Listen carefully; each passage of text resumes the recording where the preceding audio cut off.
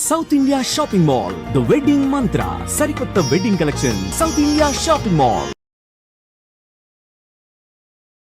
ఎన్నో successful movies ఎన్నో భాషల్లో చేసిన మీరు 5 years గ్యాప్ తర్వాత మళ్ళీ హరిహర వీరమల్లు తెలుగు సినిమాతో ముందుకొస్తున్నారు.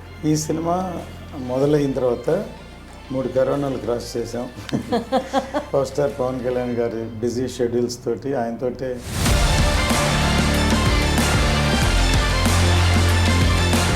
సత్యాగ్రహి నుంచి మళ్ళీ హరిహర వీరమల్లు వరకు కళ్యాణ్ గారితోనే నేను సినిమా చేస్తున్నాను అన్న మీ పట్టుదలని నిజం చేసుకోవడానికి 5 years జర్నీ ఒక ఎగ్జాంపుల్ అన్నారు. అవి ఏమన్నారంటే ఒకవేళ మీరు కలిసి సినిమా చేసి సూపర్ హిట్ అయ్యి ఉంటే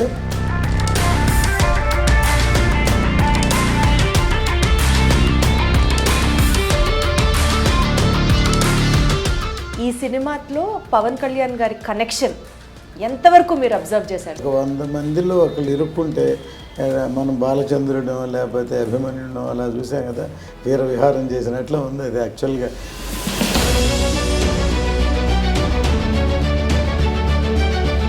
మీకు బాగా toughest challenge being a producer of Harihara Veeramallu సినిమాకి ఏమనిపించింది సార్? ఏ సిచ్యువేషన్ అనిపించింది? 60 days ఒకే ఒక సీక్వెన్స్.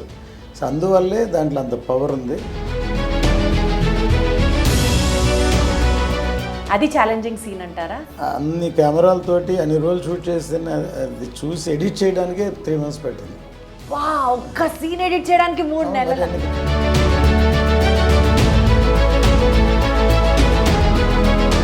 పార్ట్ 2లో ఏముండబోతుంది సార్? దీని కంటిన్యూషన్ ఉంటుంది ఖచ్చితంగా.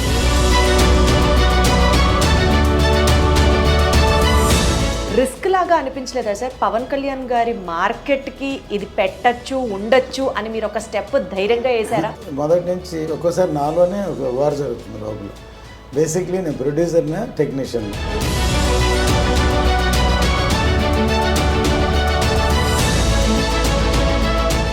కాస్ట్లీయెస్ట్ సీన్ ఎక్కడ షూట్ చేయడానికి అనిపించింది సార్?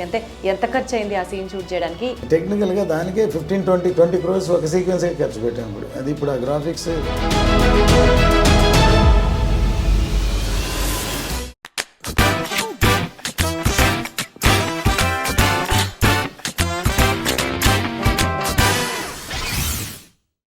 లెజెండరీ ప్రొడ్యూసర్ ఏఎం రత్నం గారు ఈరోజు నా షోలో గెస్ట్గా ఉన్నారు. ఇన్ఫ్యాక్ట్ ఇంటర్వ్యూ చాలా చాలా చాలా స్పెషల్, ఎందుకంటే పవన్ కళ్యాణ్ ఫ్యాన్స్ అందరూ వెయిట్ చేస్తున్నటువంటి cinema Harihara Veeramallu is all ready for release on June 12th. ఈ నేపథ్యంలో ఈ సినిమా గురించి, ఈ సినిమా విశేషాల గురించి ఆయనతో మాట్లాడదాం.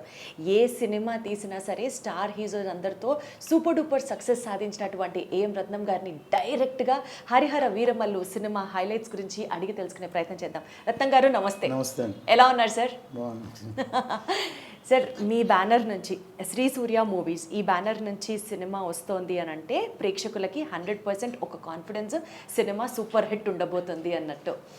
ఎన్నో సక్సెస్ఫుల్ మూవీస్ ఎన్నో భాషల్లో చేసిన మీరు 5 years గ్యాప్ తర్వాత మళ్ళీ హరిహర వీరమల్లు తెలుగు సినిమాతో ముందుకొస్తున్నారు. అసలు ఈ గ్యాప్ వెనకాల ఉన్న రీజన్స్ కానీ, మీ మధ్యలో ఈ ఫేజ్లో అప్ అండ్ డౌన్ కానీ చెప్పండి సార్. అంటే ఈ సినిమా షూటింగ్ మొదలయ్యాక 5 years అయింది. మధ్యలో కూడా అంతకుముందు ఒక 5 years గ్యాప్ ఉండింది. ఆ 5 yearsలో నేను తమిళ సినిమాలు చేశాను. అందులో 3 సినిమాలు అజిత్తో బ్లాక్ బస్టర్ హిట్స్. అవును, చేశాను. తర్వాత మన విజయ్ సేతుపతితో కరుపు అని ఒక సినిమా చేశాను. ప్యారలల్గా తెలుగులో ఆక్సిజన్ అని మా అబ్బాయి డైరెక్షన్లో సినిమా చేశాను. ఒక 5 years అంతకుముందు గ్యాప్ ఉంది. అందువల్ల తెలుగులో బాగా లాంగ్ గ్యాప్ అనిపించింది. కానీ ఈ సినిమా మొదలైన తర్వాత 3 కరోనాలు క్రాస్ చేసాం. ఒక ఎలక్షన్ క్రాస్ చేసాం, ప్లస్ బిగ్ ఫిలిం. అంటే ఒకేసారి ఒక షెడ్యూల్లో 2 షెడ్యూల్లో 3 షెడ్యూల్లో చేసే సినిమా కాదు ఇది. ఎందుకంటే ఇది పీరియడ్ ఫిలిం, 17th century బ్యాక్డ్రాప్లో చేసే సినిమా. ఎన్నో సెట్స్ ఉంటాయి, అక్కడ నేటివిటీ చేయాలి. చిన్న షార్ట్ తీయాలన్నా ఇప్పుడు ఈజీగా వెళ్ళి రేపే షూటింగ్ చేసేటువంటి సినిమా కాదు. దానికి బ్యాక్గ్రౌండ్స్ ఉంటే స్పాన్ ఉంటుంది, సీజీ వర్క్ ఉంటుంది, గ్రాఫిక్స్ చాలా ఎక్కువ ఉన్నాయి సినిమాలో. గ్రాఫిక్స్ అంటే గ్రాఫిక్స్గా తెలిసేది 1-2 సీక్వెన్స్ ఉన్నా మిగతాది గ్రాండీర్ కోసరం, తర్వాత ఆ పీరియడ్కి తీసుకెళ్ళడం కోసరం గ్రాఫిక్స్ చేయాల్సి వచ్చింది. అందువల్ల plus power star Pawan Kalyan గారి బిజీ షెడ్యూల్స్ తోటి ఆయనతోటే ట్రావెల్ చేస్తూ ఈ సినిమా తీసాం. ఫైనల్గా ఫినిష్ అయ్యి June 12th థియేటర్కి వస్తున్నాం. బేసికల్గా సార్ మీరు ఒక పర్ఫెక్షనిస్ట్, ఆయన వేరే లెవెల్ పర్ఫెక్షనిస్ట్. దాంతో పాటు ఆయన డెప్యూటీ చీఫ్ మినిస్టర్గా బాధ్యత తీసుకున్నప్పటి నుంచి ఈ సినిమాకి సంబంధించి అంటే కావాలని కొన్ని చేయరు, కానీ డిలే అవుతూ వస్తుంది because of all the busy schedules. అది మీ మీద ఏమైనా ఇంపాక్ట్ ఉందా సార్? అంటే సినిమా ఇంకెప్పుడు రిలీజ్ అవుతుంది? It is a big project. ఇది న్యాచురల్గా డిలే అయ్యే కొంది అందరికీ తెలిసింది ఏంటంటే ఇంట్రెస్ట్లు అవన్నీ ఉంటాయి. కానీ దాంతోపాటు నేను ఎప్పుడు మనీ మైండ్గా సినిమా చేయను. చేస్తే ఆయనకు నాకున్న సాన్నిధ్యంతో ఏదో ఒక రీమేక్ సినిమా చేసేసి త్వరగా అయిపోతుంది, మనం ఇప్పటికి 2-3 సినిమాలు చేయొచ్చు. కానీ చేసే సినిమా మంచి సినిమా చేయాలి ఒకటి. తర్వాత ఆయన చాలా సినిమాలు చేసి ఈ సినిమాతో పాటు ఆయనకి మంచి పేరు రావాలి, నాకు పేరు రావాలి. ఒకసారి ఇప్పుడు మారుతుంది, ట్రెండ్ కూడా మారుతుంది ఇండస్ట్రీలో. సో దానికి తగ్గట్టు స్పాన్ ఉండే సినిమా అయితే పెద్ద సినిమా, పాన్ ఇండియా సబ్జెక్ట్ అని మేము ఓపెనింగ్లోనే అనౌన్స్ చేసాం. ఎందుకు చేసామంటే నేను ఖుషీ టైంలో హిందీలో డబ్ చేద్దామని కళ్యాణ్ గారు కూడా అడిగితే, అప్పుడు అది only love story social cinema కాబట్టి అది అప్పుడు అంత థియేటర్స్కి రారు, అందుకని అందుకు వద్దాను. ఈ సినిమా ఎవరిని అడగకుండా మొదటి రోజే పూజ రోజే నేను పాన్ ఇండియాని అనౌన్స్ చేశాను. ఎందుకంటే ఈ సబ్జెక్ట్ అలాంటిది. ఈ సబ్జెక్టు సౌత్ కంటే నార్త్కి ఎక్కువ కనెక్ట్ అవుతుంది. మీరు అది డైరెక్ట్గా ఆ రోజు మీటింగ్లోనే చెప్పారు. నార్త్కి ఎక్కువ కనెక్ట్ అవుతుంది నా నమ్మకం కాదు, కనెక్ట్ అవుతుంది కూడా అటువంటి సబ్జెక్ట్. అందువల్ల దీన్ని పాన్ ఇండియా అని అనౌన్స్ చేస్తాం. దాంతో ఎక్కువ రెస్పాన్సిబిలిటీ ఎక్కువైపోయింది. ఫస్ట్ లుక్ మేము ఇవ్వగానే ఆయన గెటప్ చూశారు కదా, కళ్యాణ్ గారు ఫస్ట్ టైం ఈ గెటప్లో ఉంటున్నారు. ఎంతమంది ఆయన సోషల్ సినిమాలు చేశారు. రెస్పాన్సిబిలిటీ ఎక్కువైంది. ఎలా ఉంటుందో బాగా రావాలి, మళ్ళీ లేకపోతే ఉన్న పేరు పోతుంది కదా, కష్టపడి సంపాదించిన నా పేరు ఆయన పేరు అందరి పేరు స్పాయిల్ చేయడం ఇష్టం లేక పర్ఫెక్షన్కు ఇంత టైం అయింది.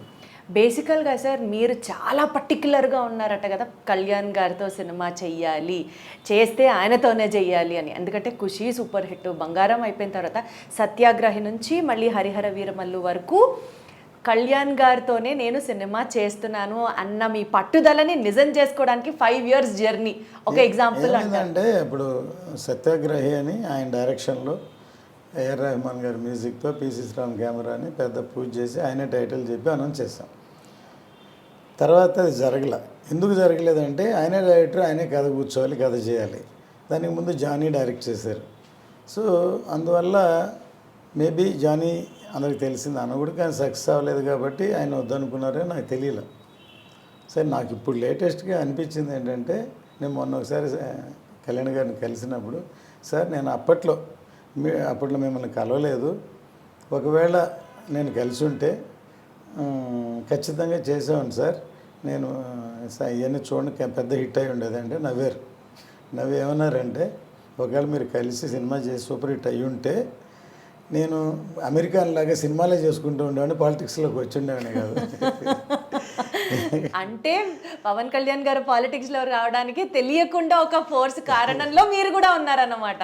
అంటే ఆయనకి ఎప్పుడు నాకు లాంగ్ జర్నీ 2 దశాబ్దాలతో కూడా ఆయనకి నాకు చాలా ఇష్టం. ఎందుకంటే సినిమా ఆర్టిస్ట్గా కాదు, ఒక వ్యక్తిగా ఆయన ఆశయాలు, ఆయన భావాలు, ఆయన ఇవన్నీ నాకు బాగా ఇష్టం.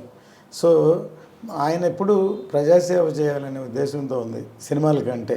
ఆయన ఎప్పుడు నేను చెప్పడం కాదు, బై పవర్స్ నేను సినిమాలకు వచ్చాను కానీ అని చెప్తూ ఉన్నాను. యాక్చువల్గా అది నిజం.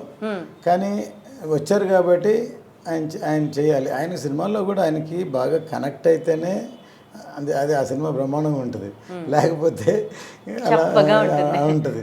సో ఆయన దాంట్లో నుంచి ఇది కరెక్ట్ కాదనుకుని మళ్ళీ డైరెక్షన్కి వెళ్ళారేమో. డైరెక్షన్ ఒకవేళ సక్సెస్ అంటే ఆ ప్రొఫెషన్లు అలా ఉండిపోయేవారేమో. కానీ అది కాకపోతే దానికి సినిమాల కంటే ఆయనకి ప్రజాసేవ ముఖ్యం కాబట్టి ఆయన రాజకీయాల్లోకి వెళ్ళారు. అదిగా దాన్ని మాత్రం వదలకుండా పట్టుబట్టి కష్టపడ్డారో నేను వేరే ప్రత్యక్షంగా చెప్పక్కర్లేదు. కానీ ఫైనల్గా అచీవ్ చేశారు. కానీ ఒక విధంగా ఏమంటారంటే ఎప్పుడు మేము power star Pawan Kalyan power star నరుస్తుంటారు కదా, మేము పవర్ స్టార్ నా సినిమాలో టైటిల్ వేయొద్దు అని అంటారు అనేవాళ్ళు. సరే ఎందుకంటే పవర్ వస్తే కూడా ఆయన పవర్ అని మనం పవర్ స్టార్ అని అనిపించుకోవడం ఆయనకి పెద్ద ఇష్టం లేదనమాట. మనం ప్రూవ్ చేయాలి, ప్రజాసేవ చేయాలి తప్ప పవర్ స్టార్ అని కాదని. ఆయనకు అలా చెప్పుకుంటూ పోతే ఎన్ని లేవు సార్. పవర్ స్టార్ అన్నది ఆయనకి ఇష్టం లేకపోవచ్చు, కానీ ఇప్పుడు ప్రత్యేకంగా ఎలక్షన్స్ టైంలో పిఠాపురం ఎమ్మెల్యే గారి తాలూకా అన్నది ఎంత ట్రెండ్ అయింది సార్. ఇప్పుడు హరిహర వీరమల్లు గారి తాలూకా అని చెప్పాలి. ఇంకా పవర్ స్టార్ అన్నది ఆయన ఎలివేట్ చేయవద్దు అని అంటే. సార్ బేసికల్గా ఈ సినిమా ఇందాక మీరు అన్నట్లు ఆయన గనక ఫిక్స్ అయితే కనెక్ట్ అయితే వేరే లెవెల్ ఉంటుంది అన్నది.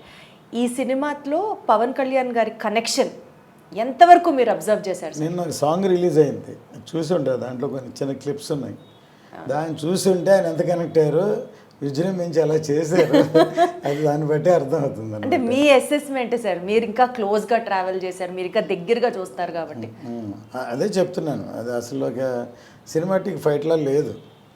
అంటే రియల్గా ప్రాణం పెట్టి చేసినట్లే కాదు. ఒక 100 మందిలో ఒకళ్ళు ఇరుక్కుంటే మనం బాలచంద్రుడు లేకపోతే అభిమన్యుడు అలా చూసాం కదా, వీర విహారం చేసినట్లు ఉంది అది యాక్చువల్గా. అంటే ఒక రియల్గా ఒక అట్లాంటి ఒక 100 మంది అటాక్ మధ్యలో ఇరుక్కుంటే దాన్ని ఎలాగ ప్రాణాన్ని తెగించి పోరాడతాడు, అలాగ రియల్గా ఉందన్నమాట సీక్వెన్స్. అందువల్లే అంత ఇంపాక్ట్ ఉంది సాంగ్. దాని తగ్గట్టు లిరిక్స్, దాని తగ్గట్టు కైరవాణి గారి మ్యూజిక్ అసలు ఎంత ఫాస్ట్గా ఉందో నేను చూసారు, ట్రెండింగ్గా ఉంది అసలు సార్. పవన్ కళ్యాణ్ గారిది ఒక్క బజ్ రావాలి కానీ అది ట్రెండింగ్ అయిపోతుంది అంతే. అంత క్రేజ్ ఆయనకి, అంత ఫాలోయింగ్ ఆయనకి. బేసికల్గా సార్ యాజ్ అ ప్రొడ్యూసర్ ఈ ప్రాజెక్ట్ విషయంలో డ్యూరేషన్ కావచ్చు, ఇన్ని ఇయర్స్ ట్రావెల్ చేయడం కావచ్చు, అప్స్ అండ్ డౌన్స్ కావచ్చు, మీకు బాగా toughest challenge being a producer of Harihara Veeramallu సినిమాకి ఏమనిపించింది సార్? ఏ సిచ్యువేషన్ అనిపించింది? నాకు ఇది లాంగ్ జర్నీ అందరికీ తెలిసిందే. ఎందుకంటే మధ్యలో కరోనా వచ్చినప్పుడు అందరం అసలు ఇక్కడ లేవు, కనెక్షనే లేదు ఎక్కడ. మళ్ళీ సెకండ్ కరోనాలో అప్పుడు కళ్యాణ్ గారు కూడా కరోనా వచ్చింది, ఆయన బాగా ఫేస్ చేశారు. చాలామంది ఆయన రికవర్ అవ్వాలని మేము అనుకున్నాం, టైం పట్టింది. రికవర్ అయిన తర్వాత అప్పుడు భీమ్లా నాయక్ హరిహర వీరమల్లు 2 ప్యారలల్గా చేస్తున్నారు.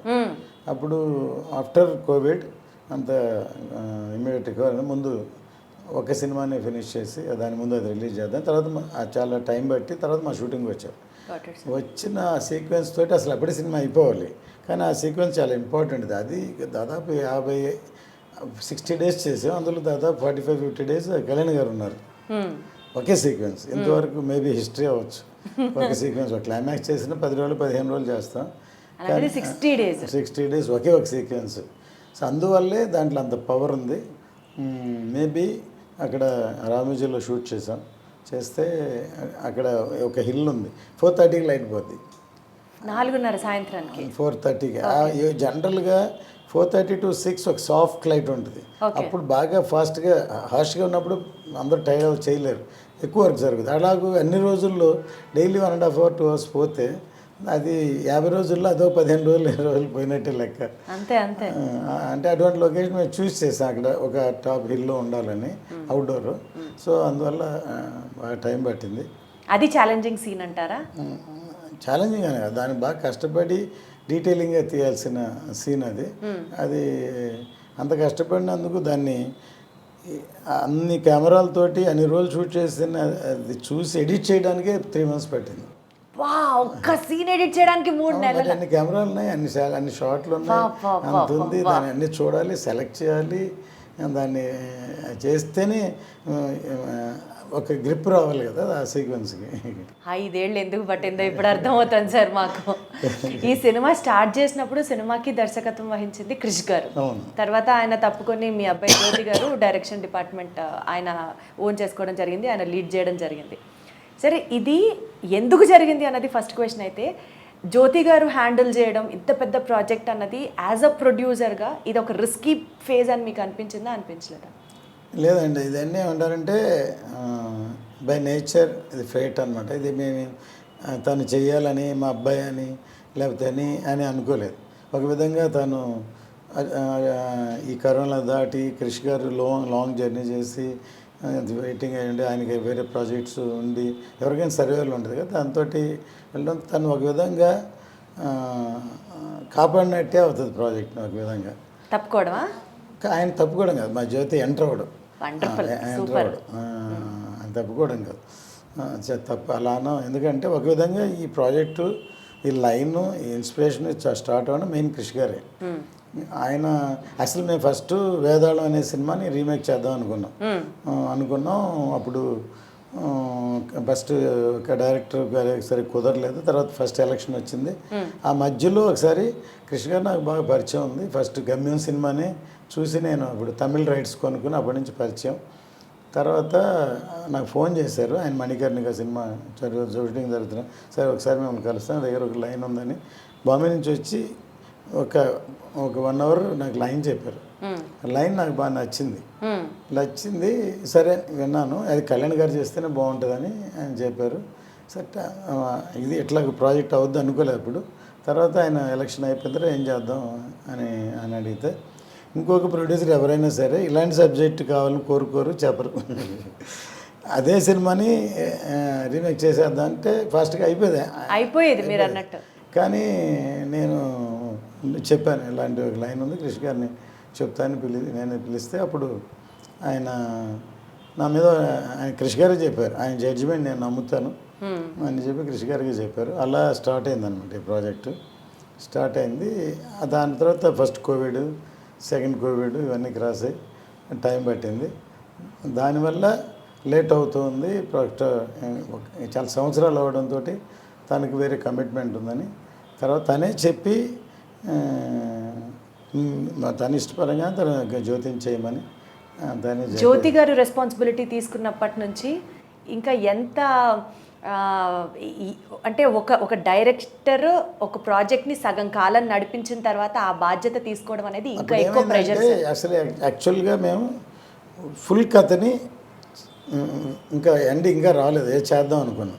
సరే టైం డ్యూరేషన్ అవ్వడం, తర్వాత ఎక్కువ సీక్వెన్స్ని ఆల్రెడీ ప్రీ క్లైమాక్స్గా ఇప్పుడు వాడింది అంతవరకు ఉంది. ఫస్ట్ హాఫ్లో చేసాం, ఇంతవరకు చేసాం.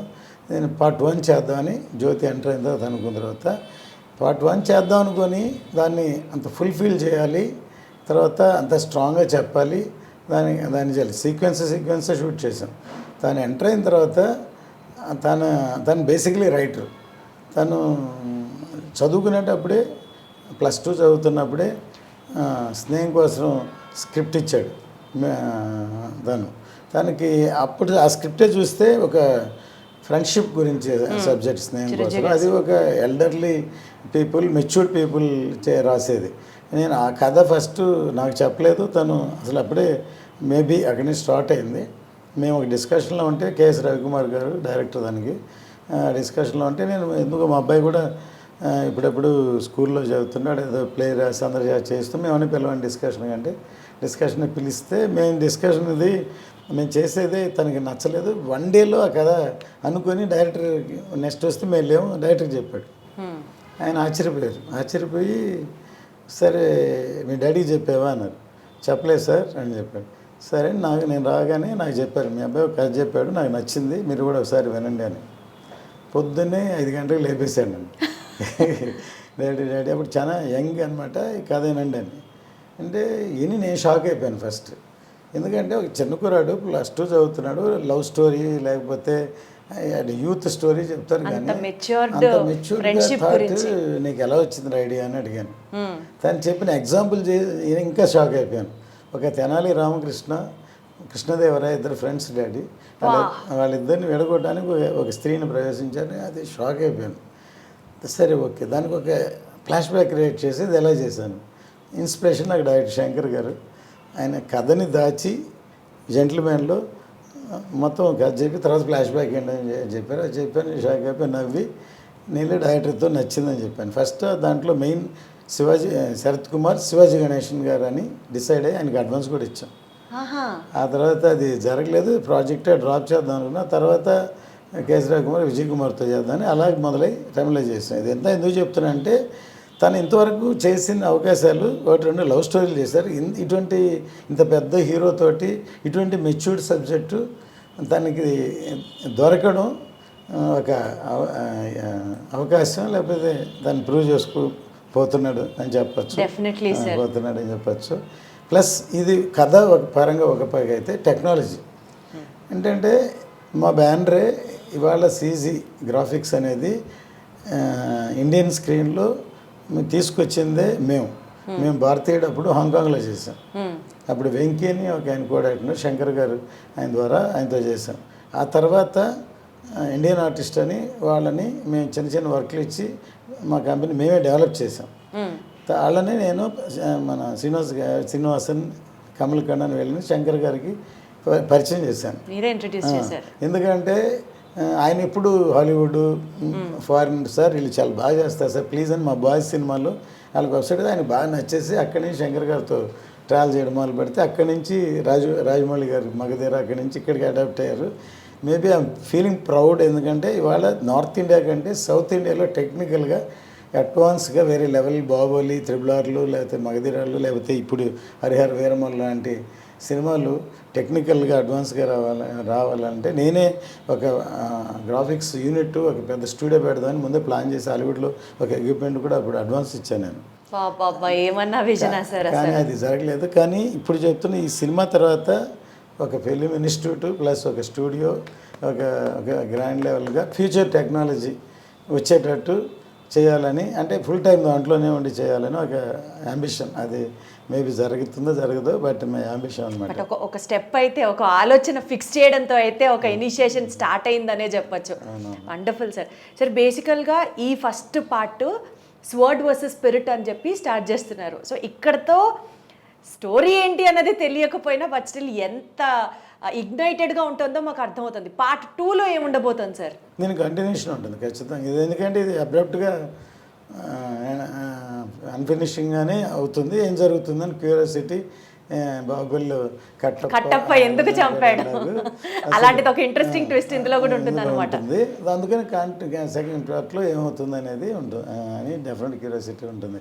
ఇప్పుడు ఈ స్వర్డ్ వర్సెస్ స్పిరిట్ అనే క్యాప్షన్ మా జ్యోతే చేశాడు. అంటే ఇప్పుడు ఎంటర్ అయిన తర్వాత ఇది ముందు మామూలుగా ఒక కథలాగా అనుకున్నాం, తర్వాత దానికి వేరే ట్రీట్మెంటు, వేరే ట్రావెలింగ్, వేరే ఇవన్నీ, తర్వాత అసలు ఈ కథ ఇతివృత్తం ఏంటి అనేది బిగినింగ్ ఇన్ బిట్వీన్ కథను కూడా మళ్ళీ ఇప్పుడు అప్సెట్స్ అప్పుడు తీసాం. దాన్ని తనే చేశాడు. ఇప్పుడు రేపు పొద్దున సినిమా అయిన తర్వాత కృషి గారు చూపిస్తాం. ఆయన కూడా ఆయన అనుకున్న కథకి దీనికి ఎంత తేడా ఉందనుకుంటారు. మారిందా సార్? అంటే మధ్యలో డైరెక్టర్ మారిన తర్వాత స్టోరీ లైన్ కూడా మారిందంట. లైన్ అదే దానికి వెళ్ళే ట్రావెలింగ్ ట్రీట్మెంట్ చెప్పే విధానం అన్ని మారిపోయింది. డెఫినెట్లీ ఒక్కొక్కరికి డిఫరెన్స్ ఉంటుంది కాబట్టి. సార్ బేసికలీ ఇది చాలా హై బడ్జెట్ ఫిల్మ్ అన్నది అర్థమవుతుంది. పాన్ ఇండియా సినిమా అంటే తెలుస్తుంది. రిస్క్ లాగా అనిపించలేదా సార్? పవన్ కళ్యాణ్ గారి మార్కెట్కి ఇది పెట్టచ్చు ఉండొచ్చు అని మీరు ఒక స్టెప్ ధైర్యంగా వేసారా? ఆ ఫీలింగ్ ఉండిందా? అప్పుడు కాదు, ఎప్పుడూ ఉంటుందండి. ఎందుకంటే ఇప్పుడు రెండు విధాలు సినిమా తీయడం నేను ఎప్పుడు చెప్తాను. ఒకటి ఒక హీరోని మార్కెటింగ్ ఉన్న ఎనీ హీరో, నేను తమిళ్లో తీసాను, తెలుగులో తీసాను, హిందీలో కూడా తీసాను. వాళ్ళకి ఏం మార్కెట్ ఉందో, ఎంత బడ్జెట్, ఎంత సేలబిలిటీ ఉందో దాని ప్రకారం సినిమా తీయడం అదొక అసెస్మెంట్. ఇంకోటి స్క్రిప్ట్ ఏం డిమాండ్ చేస్తుందో అంతవరకు మ్యాక్సిమం ఎక్స్టెండ్ చేస్తాం. అప్పుడు ఏమవుతుందంటే అంత రేంజ్కి అమ్మలేం. మనం చేసాం కానీ ప్రీవియస్ ఎవరైనా సరే ప్రీవియస్ బిజినెస్ ఎంత, ఆ హీరోతో ఎంత అయింది, దానికంటే ఒక 10% ఎక్కువ కొనడానికి మేబీ కాంబినేషన్, లేకపోతే ఈ బ్యానర్లు బాగా తీస్తా లేకపోతే అని అనుకుంటారు. కానీ మనం దాన్ని మించి ఖర్చు పెడితే అది నిలబెట్టి దాన్ని ఇప్పుడు దాకా అది బాగుంటుందని మన రేపొద్దున ట్రైలర్స్ ఇవన్నీ ఆ కలరంతో వచ్చే నమ్మకం క్రియేట్ చేశాక బిజినెస్ చేయాలి. నేను ఫస్ట్ టైం సౌత్ ఇండియాలో, అంతకుముందు అవుట్రేట్ ఆర్ డిస్ట్రిబ్యూషన్ ఈ రెండే ఉండేవి. మన తమిళ్లో కానీ తెలుగు కానీ సౌత్ ఇండియాలో డిస్ట్రిబ్యూషన్ కానీ అవుట్రేట్ కానీ. ఫస్ట్ ఎంజీ అని తీసుకొచ్చింది సౌత్ ఇండియాలో. నేను హిందీ సినిమా చూస్తే ఎందుకు ఎంజీ తీసుకొచ్చా అంటే మనం బాగా ఖర్చు పెట్టి సినిమా తీస్తాం, అంత రేంజ్కి అమ్మలేము. కానీ సినిమా రిలీజ్ అయ్యాక, హిట్ అయ్యాక, వాళ్ళ బయర్కి వాళ్ళ డబ్బులు వాళ్ళకి వచ్చాక, కమిషన్ వర్కౌట్ అయ్యాక వచ్చాక 50-50 అని ఎంజే తీసుకొచ్చాను. ఆ తర్వాత మన తెలుగులో ఇంకొక అడ్వాన్స్గా నేను చేయలేదు, ఎన్ఆర్ఐ వరకు వెళ్ళింది. ఎందుకంటే నాన్ రికవరబుల్ అడ్వాన్స్ కింద డిస్ట్రిబ్యూషన్కు ఇంకొక పరిమాణం. డిస్ట్రిబ్యూషన్ అంటే రిస్క్ ప్రొడ్యూసర్స్ ఫేస్ చేయాలి, ఎన్ఆర్ అయితే ఫేస్ చేయరు, సక్సెస్ అయితే ఓన్లీ కమిషన్ అని, నాన్ రికవరబుల్ అడ్వాన్స్. కానీ అది ఎందుకంటే వాల్యూమ్ పెరిగిపోయింది బాగా, లక్షల్లో ఉంది, కోట్లకి వెళ్ళి 100 కోట్లకి వెళ్ళిపోయింది.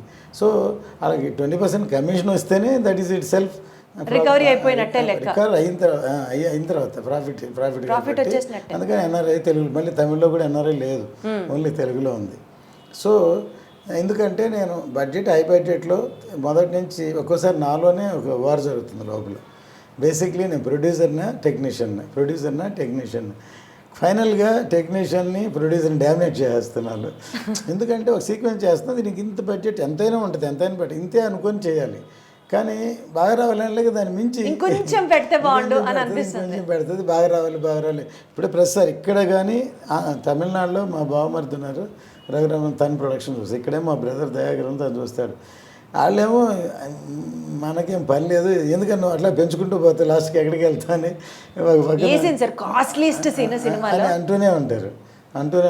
తర్వాత లాంగ్ ప్రొడక్షన్ అవ్వడం వల్ల మనం ఖర్చు పెట్టిన దానికంటే బేసిక్ ఇంట్రెస్ట్లు ఇవన్నీ ఏ ప్రాజెక్ట్కైనా అన్ని క్యాలిక్యులేట్ చేయాలి. కానీ నేను అవన్నీ చూస్తే భయం వేస్తుంది, ఇలాంటి సినిమాలు తీలేమన్నమాట. చేసుకుంటే వెళ్తే తర్వాత చూద్దాం అనే పద్ధతే ఉంది. సో ఎక్కడ అసలు కాంప్రమైజ్ లేకుండా సినిమా తీశారు, ప్రతిదీ ఒక ఆర్ట్ లెవెల్లో ప్రజెంట్ చేశారన్నది అర్థమవుతుంది. ఈ సినిమాలో కాస్ట్లీయెస్ట్ సీన్ ఎక్కడ షూట్ చేయడానికి అనిపించింది సార్? ఎంత ఖర్చు అయింది ఆ సీన్ షూట్ చేయడానికి? ఏది కాస్ట్లీయెస్ట్ సీన్? ఇప్పుడు ఇవన్నీ అయిపోయిన తర్వాత ఇప్పుడు ఆల్మోస్ట్ క్లైమాక్సే ఇప్పుడు మీరు తీసింది. కానీ మేము జ్యోతి ఎంటర్ అయిన తర్వాత ఇంకో కొసమెరుపులాగా ఇంకోటి పెడదాం అనుకున్నారు. అది టెక్నికల్గా అడ్వాన్స్గా ఉంటుంది. సరే అది లేకపోయినా సినిమా అయిపోయింది. యాక్చువల్గా సినిమా అది లేకపోయినా సూపర్ హిట్ అవుతుంది. కానీ అని ఇంకో లెవెల్కి ఉండాలని దాని ఒక్కదానికే ఇప్పుడు ఒక సీక్వెన్స్కి అంతకుముందు 50-60 రోజులు చేసింది ఒక ఎత్తు అయితే, ఇది టెక్నికల్గా దానికే 15-20 crores ఒక సీక్వెన్స్కి ఖర్చు పెట్టాం. ఇప్పుడు ఆ గ్రాఫిక్స్ ఇరాన్లో జరుగుతుంది, హాట్గా వస్తుంది అనమాట. ఒక సీన్కి ఒక సీక్వెన్స్ కోసం 20 crores, మోర్ దాన్ 20 crores. సరే, అసలు ఆ సినిమా మీద ఎక్స్పెక్టేషన్స్ ఆడియన్స్కి మీరు ఒక్కొక్క పాయింట్ చెప్తుంటే ఇంకా వేరే లెవెల్ వెళ్ళిపోతున్నాయి సార్. బేసికల్గా మీరు సాయిబాబా భక్తులు, ఆఫీస్లో చెన్నైలో సగం మీ ఆఫీస్ని టెంపుల్ కట్టించి ఇచ్చేశారు అని కూడా విన్నాం. ఈ సినిమా రిలీజ్కి సంబంధించి బాబాని ఏమైనా ప్రత్యేకంగా అనుకున్నారు సార్? ప్రే చేస్తున్నారా? నేనేంటంటే మన క్యారెక్టర్ అంటే నేను డివోషనల్ పర్సన్. మోర్ దెన్ 45 yearsగా నేను శబరిమల వెళ్తున్నాను. నేను ఇది కావాలి అది కావాలి కోరను. ఇప్పుడు అంతే కదా, మనం చేసుకుంటే వెళ్తాం. గాడ్ నమ్ముతాం కంటే వాళ్ళకి తెలుసు ఏం జరగాలి, ఏం చేస్తారు. God will bless us. ఇది కావాలి సార్, నాకు ఇది కావాలి, నా సినిమా హిట్ అవ్వాలి, నాదే ఆడాలి, ఇదే అవ్వాలి అని ఎప్పుడు అనుకోను. దేవుడిని చూసినప్పుడు అసలు కోరుకోవాలి అనిపించదు. ఆయన మూర్తిని సరిగ్గా చూస్తా అని అనిపిస్తుంది అనమాట. సో బేసికల్గా అంత బాధ్యత ఆయన మీద వేసేసారు, ఆయనే చూసుకుంటారు సార్. ఈ సినిమా గురించి ఇప్పటివరకు హైలైట్స్ మాట్లాడాం, బట్ ఆడియన్స్లో ఇంకాస్త ఇంక్విజిటివ్నెస్ ఉన్న ఇంకొక ప్రాజెక్ట్ మీ బ్యానర్ నుంచి 7G బృందావన్ కాలనీ Part 2 కూడా వస్తుంది అని రిలీజ్. అది కూడా చాలా స్పెక్యులేటివ్గా నడుస్తుంది, ఎప్పుడెప్పుడు ఏంటి అన్నది. దాని గురించి మోర్ దెన్ 50%, 60% అయిపోయింది. ఇప్పుడు ఇది ఫినిష్ అవ్వగానే, రిలీజ్ అవ్వగానే దాన్ని స్టార్ట్ చేస్తాం. బై అక్టోబర్, నవంబర్, డిసెంబర్ లోపు ఇయర్ ఎండింగ్లో రిలీజ్ చేస్తాం. డెఫినెట్గా సినిమా 7G Part 1 ఎలా ఉండిందో బృందావన్ కాలనీ దానికి తగ్గకుండా డెఫినెట్గా పెద్ద హిట్ అవుతుంది అనుకుంటున్నాం. లేదా కల్ట్ మూవీ. ఇప్పటికీ నేను చేసిన సినిమాల్లో చాలా సినిమాలు ఈ మధ్యన ట్రావెల్ చేస్తుంటే one of the Brindavan colony, భారతీయుడు మెసేజ్ ఓరియంటెడ్ ఫిలిం. తర్వాత నేను డైరెక్ట్ చేసిన పెద్దరికం. చాలామంది అప్పట్లో ఉన్న జనరేషన్ వాళ్ళు మెచ్యూర్డ్ పీపుల్ సార్, ఒక ఫ్యామిలీస్ ఏం చెప్పారు సార్, ఏం చేయలేదు సార్, ముసలాయన యాక్ట్ చేశాడు సార్ అని భానుమతి గారు చేశారు అని అడుగుతుంటారు. సో అట్లాంటి తర్వాత ఎంటర్టైన్మెంట్ అయినా ఖుషి, భారతీయుడు, కొన్ని ల్యాండ్ మార్క్స్. ఒకటేంటి అన్ని హిట్లే, కానీ బృందావన్ కాలనీలో సాంగ్స్ కూడా hit. Songs and dialogues, songs అన్నీ నేనే రాశాను. అదే సార్, ఇందాక మీరు అన్నారు జ్యోతి గారు మంచి రైటర్ అని. ఎక్కడి నుంచి వచ్చిందంటే ఆబ్వియస్లీ అది మీ దగ్గర నుంచే వచ్చి ఉంటుంది. మీలో ఉన్న ఆ లిరిసిస్ట్ స్కిల్స్ అన్నీ కూడా. నా నెక్స్ట్ క్వశ్చన్ అడగబోతున్నాను మిమ్మల్ని, ఈ సినిమాలో కూడా హరిహర వీరమలలో ఏమైనా పాటలు రాశారా? ఇంతవరకు రాయలేదు, ఇంకా లాస్ట్ ఏదో మిక్స్ అయ్యేందుకు బ్యాక్గ్రౌండ్లో ఉంది, మేబీ రాస్తానని తెలియదు, కానీ ఇంతవరకు అంటే రాస్తారనమాట, తెలియదు. ఇదన్నమాట. Wonderful sir, super. Looking forward ఈ సినిమా రిలీజ్ కోసం. పవన్ కళ్యాణ్ గారి ఫ్యాన్స్ అందరూ వీరాభిమానులందరూ ఆయనని ఎలా చూపించారా ఈ సినిమాలో, ఏముండబోతుందా అన్న ఒక ఎంతూసియాజంతో, ఒక ఎక్సైట్మెంట్తో వీఆర్ ఆల్ లుకింగ్ ఫార్వర్డ్. ఈ సినిమా సూపర్ సక్సెస్ అవ్వాలని మనస్ఫూర్తిగా కోరుకుంటున్నాం సార్. బిజినెస్ ఇప్పటివరకు ఎట్లా జరిగింది సార్? బిజినెస్ ఇక్కడి నుంచే స్టార్ట్ చేస్తాం. ఇప్పటి నుంచే స్టార్ట్ చేయాలనుకుంటున్నారా? ఎందుకంటే డెఫినెట్గా ఇది అభిమానులకి ఒక పండగలా ఉంటుంది అనుకుంటున్నాను నేను. రిలీజ్ రోజు థియేటర్స్ దగ్గర పండగ వాతావరణం డెఫినెట్గా ఉంటుంది. అట్లాగే ఏదైనా కొంచెం లీక్ చేయండి సార్, పవన్ కళ్యాణ్ గారిని ఆ హైలైట్స్ ఆయన్ని చూపించిన విధానంలో ఫ్యాన్స్కి కొంచెం. పిక్చర్ స్టార్ట్ అయిన దగ్గర నుంచి ఒక ఒక 2-3 సీక్వెన్స్ వాళ్ళకి 2-3 చోట్ల డెఫినెట్ క్లాప్స్ కొడతారు. ఆయన ఇంట్రడక్షన్ కానీ ఒక చైల్డ్ ఎపిసోడ్ కానీ అన్నిటికీ క్లాప్స్ కొడతారు. తర్వాత ఈవెన్ ప్రీ క్లైమాక్స్ కానీ అవన్నీ క్లైమాక్స్ అన్నిటికీ డెఫినెట్గా వాళ్ళకి ఒక ఆనందాన్ని కలిగించే లెవెల్లో సినిమా ఉంటుంది డెఫినెట్గా. All the very best sir, more power to you. Cinema block buster అయిపోయింది అని ఎక్స్పెక్ట్ చేస్తున్నామేమో, అదే ఎక్స్పెక్టేషన్లో ఉన్నాం. And wish you all the very best sir. Thank you so much. అంటే కష్టే ఫలి అంటారు కదా, మనం ఎంత కష్టపడితే అంత ఫలితం ఉంటుంది. సో అది ఈ సినిమా విషయంలో అది గ్యారంటీగా ఫలిస్తుంది అనుకుంటున్నాను. తథాస్తు జరగాలని కోరుకుంటూ thank you so much sir. నమస్తే. Thank you.